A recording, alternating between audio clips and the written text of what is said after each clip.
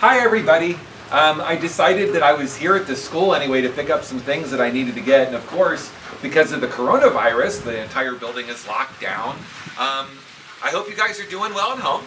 This week in biology, we're going to be talking about, well, since the coronavirus is out there, we thought we would take a few minutes and talk about viruses. Now basically viruses are pretty simple. There's been a lot of debate on even if they're considered a living thing or not, because they're not complete cells. They're basically like a piece of DNA or a piece of RNA with a protein coat surrounding them. And then what happens is when they get into your body, they actually attach to and attack a cell. And then what happens is once the once the virus attaches to the cell, the DNA or the RNA gets injected into the cell, and then what happens is the cell is used kind of like a slave. The virus makes the cell make more viruses, and then when the cell is so full of viruses, it explodes, and all the little viruses float through the rest of the body and attack other cells and that kind of thing. Now, with a virus, one of two different life cycles can happen. The first one's what they call a lytic cycle, and what I just told you is a lytic cycle. The virus attaches to the cell, it injects its DNA or RNA, it takes over the cell, makes new viruses, explodes the cell, and then more infections take place. Now the other thing that could possibly happen, like if you've ever heard of the AIDS virus, you can get the AIDS virus, but never show any symptoms for years. That's what they call the lysogenic cycle. The lysogenic cycle, basically what happens, just like the lytic cycle, the DNA gets injected into the cell, but what happens then is the virus's DNA actually gets into the DNA strand of the cell. So like if a virus attacks your body, it could get into your DNA and stay there, just kind of go to sleep. And then when the cell replicates its DNA, and then the cell divides, it produces new cells, there's more virus DNA in that DNA. Then it replicates and it makes more and more and more. And then something triggers it. It could be maybe the person gets hungry, or maybe they get stressed out, or something like that.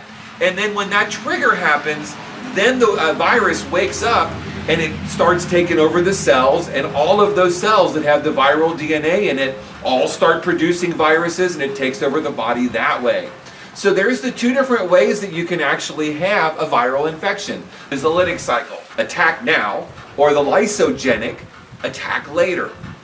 One other thing I wanted to mention real quick is what's the difference between a pandemic and an epidemic?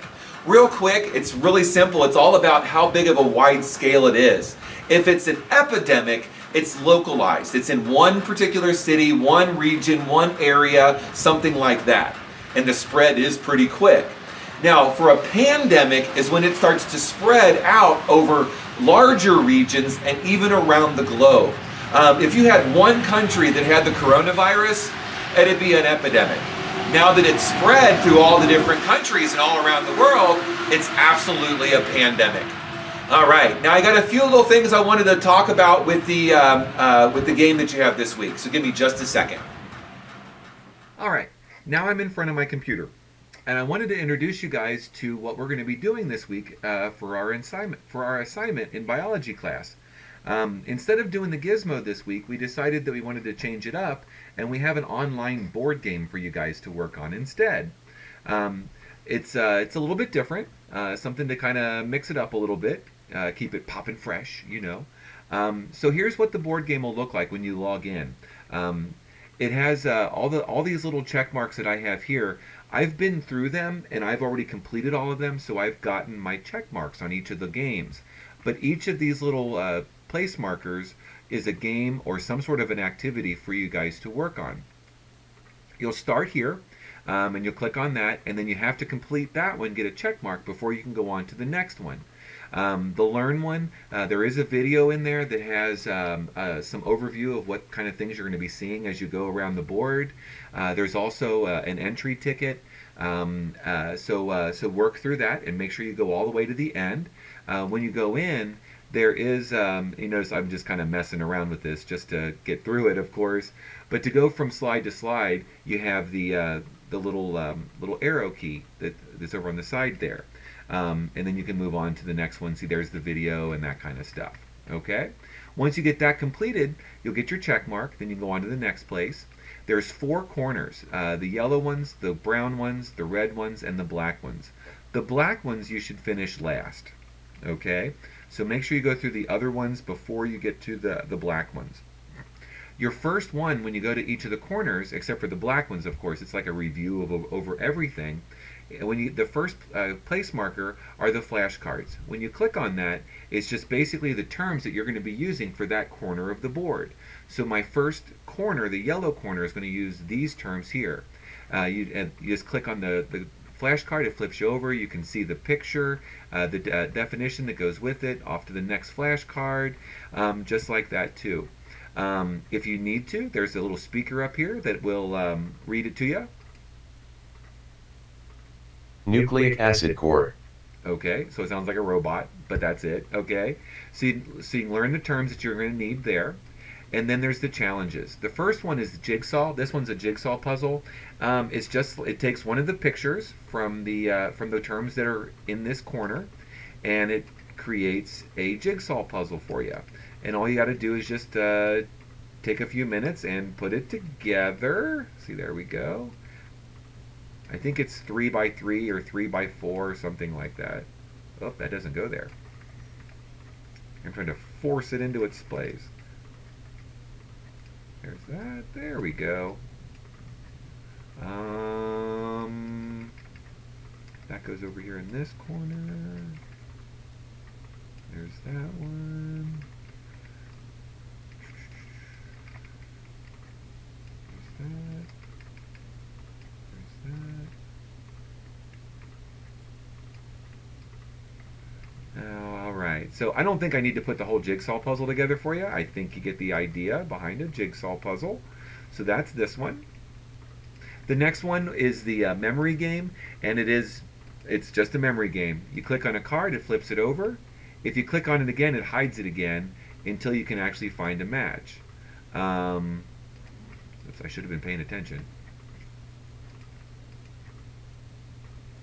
There's that one and that one. All right, I got a match, so it greens it out for me. And then I just go through and get all the terms matched up. The next one that I got is the crossword puzzle. It is exactly what it sounds like. It's a crossword puzzle. Here's my terms. I can go from term to term to term and then just type in the words. Let's see, right? Virus that contains RNA. So that would be a retrovirus. All right. And I can do, just do this one, and I just type in each of the words. And then when I get it done, I'll get a check mark for this one. The next one, let's see, that's the flashcards again. In this corner, flashcards, of course, there's lines. This is a matching deal. I just grab this and drag it to whichever term I think is the correct answer. I drug it to the incorrect one, so it turned red and it disappeared. So then that's not the right one either. There we go. And then I can just match them up just like that. All right, it shows me my results. I'm out of here. If you notice down here in the corner, I collected a reality stone. I'll show you what those are for here in just a second. In this corner, a little thing will pop up. It'll show you that you collected a stone or a key or something like that.